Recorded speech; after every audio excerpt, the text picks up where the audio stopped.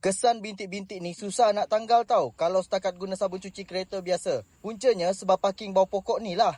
Tapi ada cara mudah nak tanggalkan. Magic Clean ni aku beli kat Mr. DIY je. Murah pun murah. First kali, basahkan seluruh bahagian yang nak dibasuh.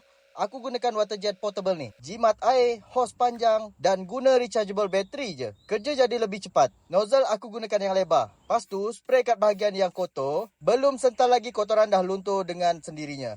Tak payah buang tenaga sangat nak sental. Lepas tu, bilas guna water jet ni. Nak buang kotoran di celah-celah yang sempit ni, tembak je gunakan water jet portable.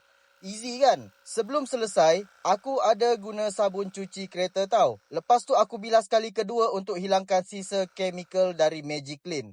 Hasilnya, korang tengoklah sendiri. Bersih, berkilat, kerja pun lebih cepat, jimat dan rasa lebih puas hati bila buat sendiri kat rumah. Untuk portable water jet ni, aku ada letak dekat beg kuning tau. Kalau korang berminat, korang boleh beli dekat beg kuning.